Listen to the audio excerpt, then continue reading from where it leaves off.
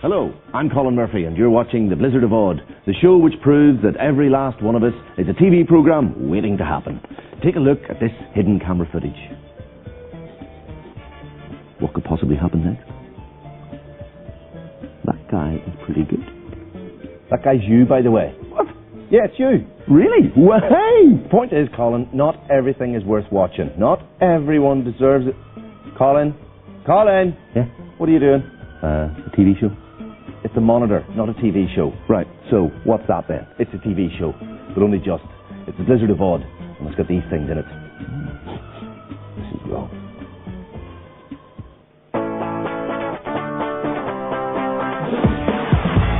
It's daytime, but it's far darker than you think.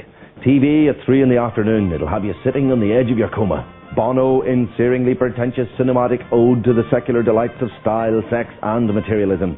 But when you can save the world and buy it all at the very same time, are you saving the world for yourself or from yourself? The health system in crisis as psycho bitch from hell reveals shocking levels of severe psychosis in the junior ranks of the nursing profession. And Cinderella Salmonella, the story of a posh girl who runs away to join a chipper in the latest Irish madcap caper with less a film and more an intestinal bug.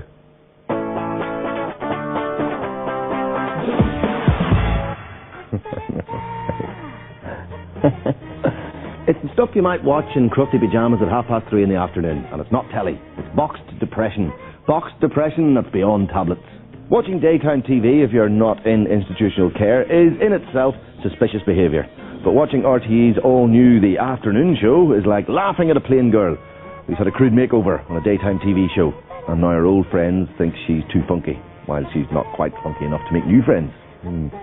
That afternoon show, she is one lonely girl. Hello. Welcome to The Afternoon Show. How are we doing, girls? Very good. Actually, she's 3 lonely girls. 3 lonely girls called Mary. There's Mary Mammy, Mary Girly, and Mary Brainy, but desperate to hide it. But The Afternoon Show was a shop, it'd be called World of Marys, and it'd sell wool and bickies and buns with the odd contraband dildo under the counter, because sometimes even a Mary needs to be naughty. No, I love it. I do love it, but I'm just wondering, do you have to wear the kind of magic knickers with those dresses?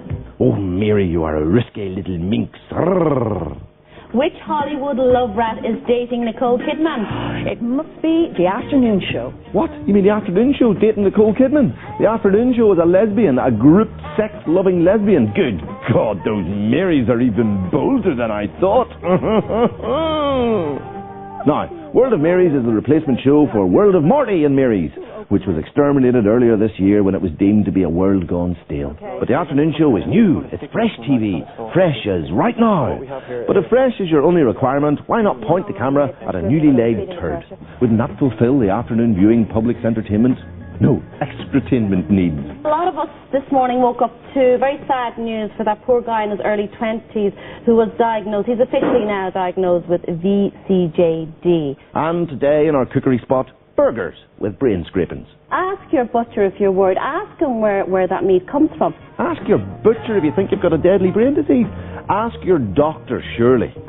These 2 women, I saw them on the news yesterday. Lesbian couple win the right to seek marriage recognition. And it's now, this outrage deserves to be read aloud to the nation, because it's 3:30 in the afternoon, and it's likely that the morning papers haven't yet reached Ballyhonus. Relax, Mayo. Mary Mammy will now read you the news, while Mary Girly and Mary Brainy, but desperate to hide it, play a little chorus of awe, because reading it out on the telly is such a fresh, new approach to telling you stuff you already heard on the Jerry Ryan Show 5 hours ago. The all-new Afternoon Show, incorporating World of Marys, is driven not by wit or humour or a particular empathy with all the other less alpha Marys that presumably make up the target audience. You can text us. Text the word studio followed by your comment or question to 53555. No, the Afternoon Show is driven by texting and the money that can be made from idle thumbs. Idle thumbs in crusty pyjamas. Oh, yeah. If you'd rather text us, just send the word CUMP followed by your answer. Keep on texting. Atta girls, don't let those thumbs go slack. Oh no. To vote no, all you have to do is text studio, STUDIO, followed by no, NO to 53555. I bet Keane's watching at home, sweating blood. For yes, 52% of you thought he should keep his gold medal. Ooh, saved by textual intervention. That nag's blood might have been as dirty as Michelle Smith's wee-wee, but text doesn't care. By the way, does anyone know, is there such a thing as clean urine? If you have any questions, any worries about mental health... And if you're mental, we have a phone-in. I don't think head stuff is that easy to fix, people. You know what I mean? Tutus are normally worn by witch dancers.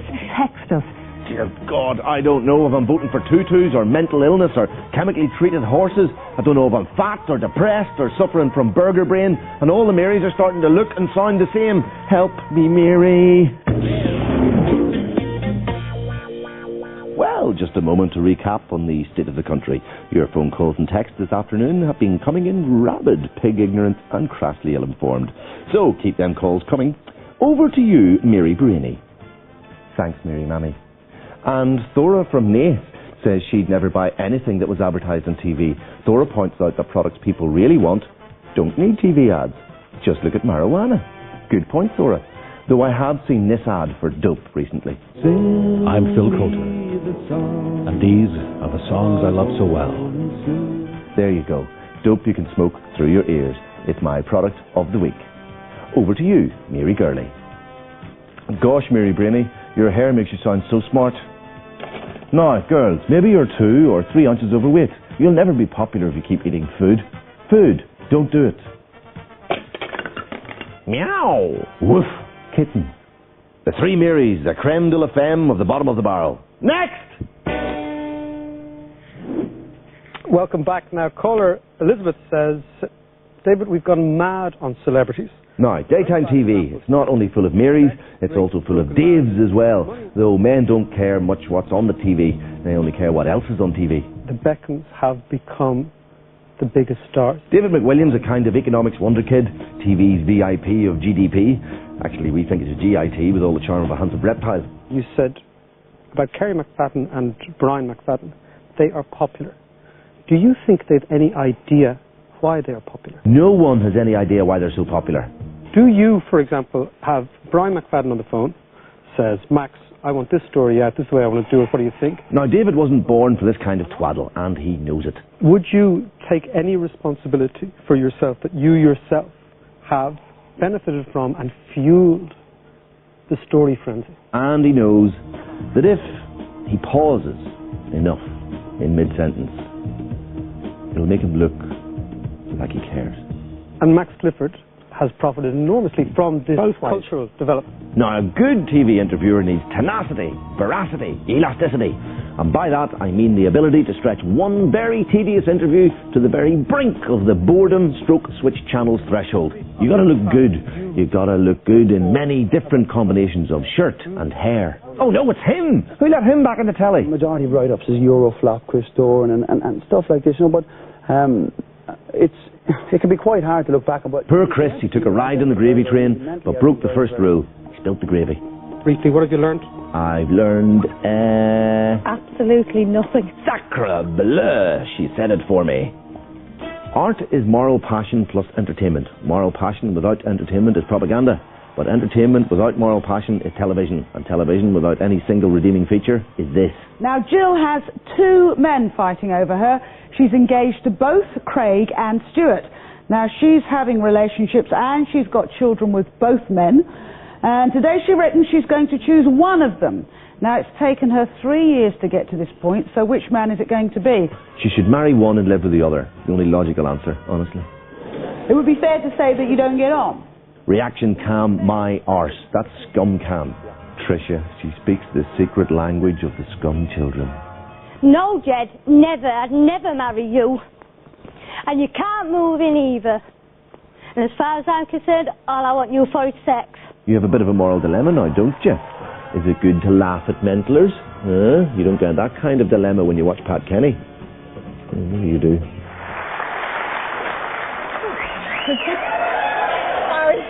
That's all right. I don't mind. How are you? They don't mind. You mind. Yeah. That's an obscene, almost pornographic TV moment. Let's say it again.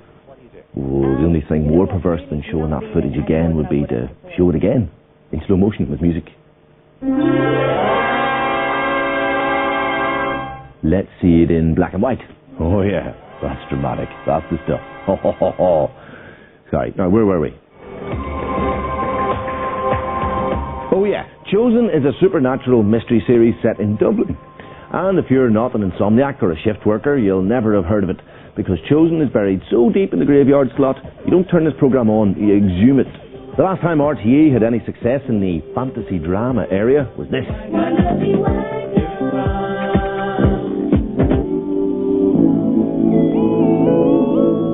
A magical flying wagon, a talking dog, a sarky crow, and a straight man in a cravat.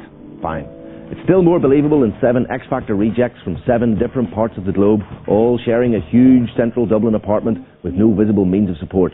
It's something to do with the elixir and that statue. Oh, and all cursed by a statue which can grant eternal youth. That's still more believable than that apartment bit. We just finished burying Miriam. It was freaky. And the statue's looking at me. With the quality of the acting, to be honest, it's hard to know which one's the statue. You put this lot in a forest, the trees would outact them. Don't call me that. I'm Agnieszka. Susie's the actress, I'm not. Ah, yes. Many's the true word spoken in haste. While Chosen has X-Files pretensions, in reality, it's more Scooby-Doo. Where did you get those from? Look, it's Shaggy and Daphne rolled into the one person. The evil circus owner definitely did it. And the show has a special effects expertise that could nearly outsplendor the special effects on Wanderly Wagon itself. My God, a sack of cement in a suit that almost looks as real as an actual falling bag of cement in a suit masquerading as a flying corpse. Amazing. Give that programme a prize.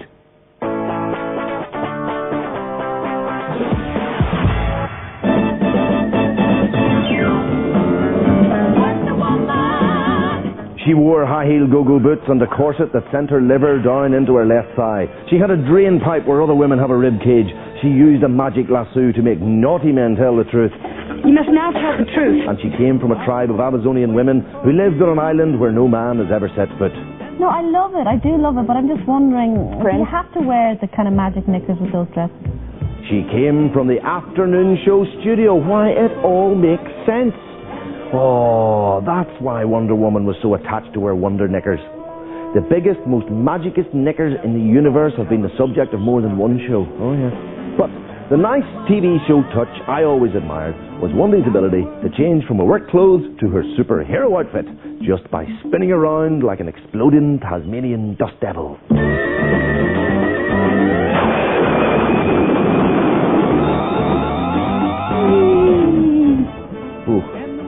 Now, show me a man whose secret fantasy isn't a scantily clad woman who can get ready for a night out in 5 seconds and I leap my golden lasso.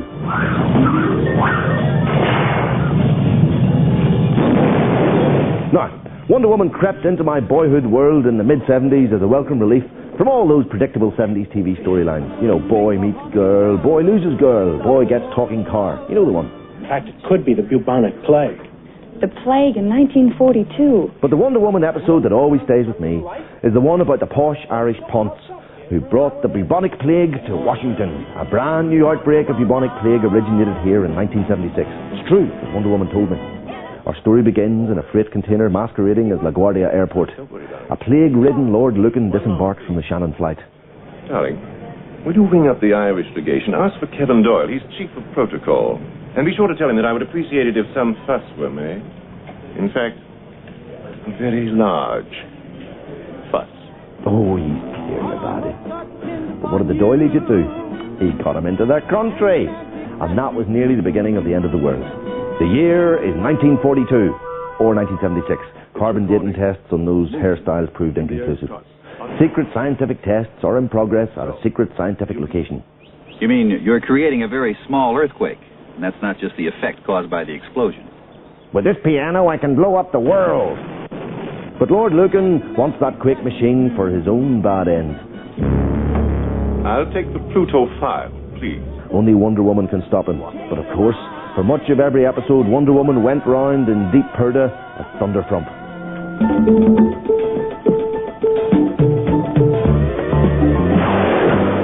Until a runaway Irish baddie in the bushes meant she suddenly had to stop a few bullets with her bling.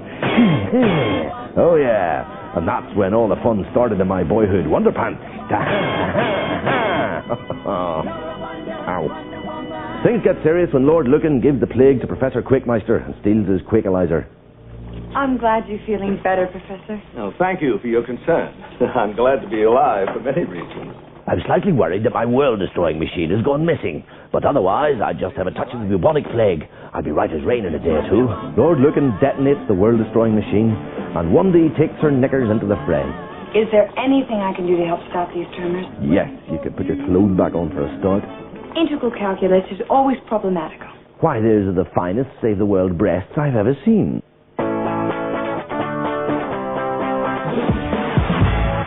Part 2 in our two-part Narty Faces of Donegal movie season is an intensely Hitchcockian psychological chiller that sees a state-registered nurse go psycho in the most abject way. Bastard! Oh. Fucking bastard! You fucking bastard! Good God, give that nurse a pay rise before she turns into the psycho bitch from hell! Too late. Psycho bitch from hell tells the tale of nice nurse Fidelma from Donegal. Gone away nursing to Belfast for 2 years, Fidelma comes back to Letterkenny with a problem. Come up and Colin, half the pig station. You did what? Jesus, she went wild in a slaughterhouse. It's a rasher slasher. And what else, Fidelma, you can tell us? 3 years ago, you were going to Belfast to do nursing. What the fuck happened? Coke. What do you mean, cocaine? Hey, cocaine, you deaf bastard. I just started snorting. And then I started snorting and snorting. That coke is everywhere. And when even the nice nurses are skiing down the powdery slopes, well, you know we're a nation in trouble. Now, Fidelma's ex-boyfriend has one of those puzzlingly familiar faces. I can't tell if he looks like Satan or David McWilliams' dissolute evil twin. I stashed a bag of cocaine in the cathedral. You're going to go and get it. You stashed a bag of cocaine in the cathedral? Dissolute David is dispatched to fetch Fidelma's coke stash, which she's hidden in a cathedral as a further metaphor for the spiritual decline of our national nursing stock.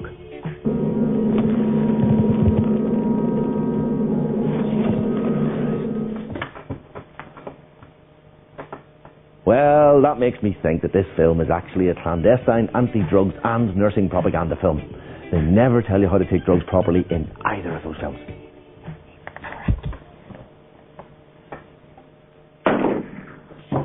Yes, the message is clear. Drugs kill, and so do nurses. Psycho bitch from hell. She's changing the bedpan, robbing the medicine cupboard, and killing your uncle for the insurance money, all in a nursing home near you.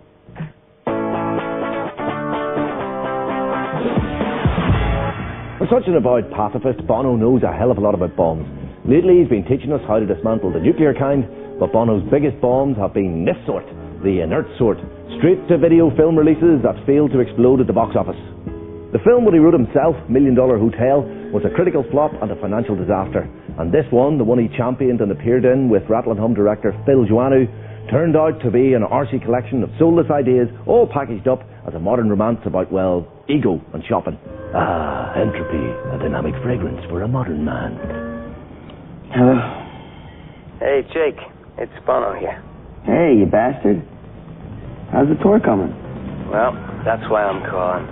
Actually, Entropy is a film that is named after a cosmological idea that everything tends towards chaos.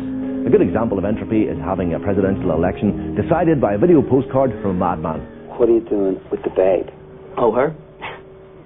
Getting married in Vegas, I think. Jake, you don't even know the girl. That's the best part. And last week, you were in love with Stella. In Entropy, Bono proves that he knows far more about love than he knows about acting. It's so bizarre to see a man so unconvincingly play himself. Weird. The romance is played out against the backdrop of U2's financially disastrous Pop Mart tour, with Bono cast as a kind of elder lemon agony uncle for the angsty young director. I think we should wake him up and knock some sense into him.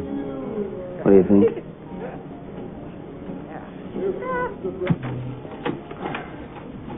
Sad, isn't it? Tragic. Entropy is a film that is edited and shot with loads of energy and style. It's all colour suffusions and whip pans, low angles, time lapses and big empty apartments inhabited by skinny, smoking cats and frazzled Gen X directors. So yes, it's the big bow wow with Bono in it. More than anything, Entropy is a sex and supermodel celebration of 90s style conspicuous consumption. Super Bono, conscientious saviour of the free world, endorsing a movie that's all about greed, sex and shopping. a bit like seeing the Pope in a porno. Entropy explodes onto your TV screens next week. Oh yes.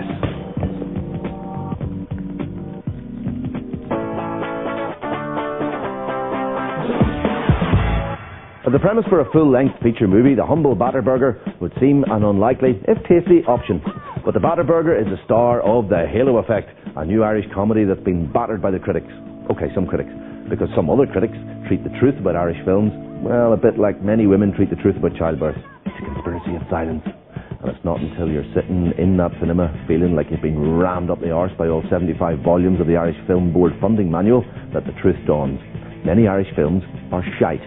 What the fuck is going on here? The phone is ringing in there, a paying customer on the other end. You can't just wander out of the shop anytime you feel like it. What are you doing? Eddie Bennett, you can go round the block blindfolded in 30 seconds. The Halo Effect follows a week in the life of Fatso, the proprietor of what may be the mankiest chipper in Dublin, and he's struggling to keep the kip open. You'll find it hilarious to note that Fatso isn't fat at all. Nope. Just like Fatboy Slim is neither fat nor slim. And Snoop Doggy Dogg, he isn't the least bit nosy. I love gags like that, stuff that keeps you guessing. I should sack the three of you. You wouldn't get anyone else to work in this kip for twice the price. The Halo Effect glows with an obligatory, make that statutory performance from Simon Delaney, playing the gruff but lovable tub. Simon Delaney. Just like the Simon Delaney he played in Bachelor's Walk in RTE, and the Simon Delaney he played in Pullin' Moves in BBC. But, if anything, even more gruff, lovable, tubby, and Simon Delaney-ish than ever before, you scamp. So, I'm standing at the door, right? And this board, just give it all out the legs and all, Now, I've got 2 other deliveries out in the bike going cold, but I decided I'm going to have to pop up for an old quick one. Next thing you know, who pulls up in a taxi? Only our cousin, that Eddie dancer. Simon Delaney! Maybe he could give Bono a few lessons on playing himself. Yeah. Well, that's so fast, so I'm taking this thing down myself. I'm going to stuff it on your head. Maybe then you'll take some notice. Now, I have a golden rule. You can never have enough midgets in a movie. And The Halo Effect scores higher than most Irish films in that score.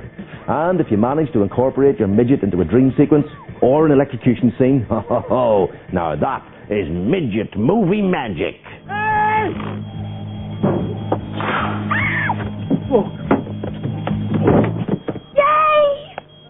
Sad to report, The Halo Effect is another rampacious Irish madcap caper comedy about a raggedy collection of goonish characters with compulsive gambling, loan sharks and debt collectors central to the action.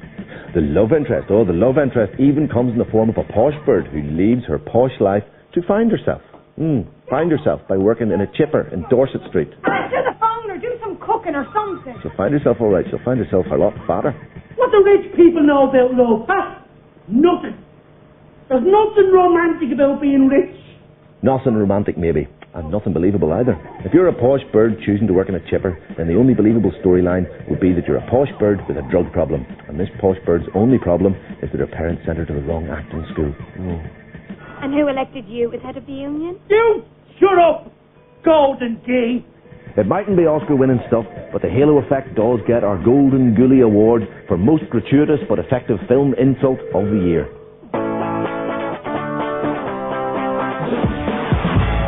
And as the nation agonises over whether or not 2 lesbians can be allowed to open a joint account, we leave you tonight with a clip from the recent gay theme night on RTE2 and a sexually crusading batty boy called Frank, who told an indifferent nation what it was really, really like to be gay.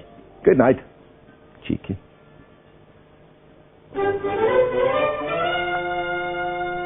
It's an actual fact that before women ever came here, men had sex with men. All the time. If men didn't have sex with men in the first place, we probably wouldn't have found out about women at all. It's a study goes back to ancient Greece, a fella called Euripides, and he came up with the concept that you could have children with women easier than men. Fair enough. I'll admit it. Men like drinking, having a crack, sporting, bit of wrestling in the nip. Women do none of these things. A stout was first brewed by Greeks for a homosexual birthday party for a fella called Angelikes. Real man. Knows how to take it and give it in ways that the modern man just can't even understand. Great fellas. Fellas are great.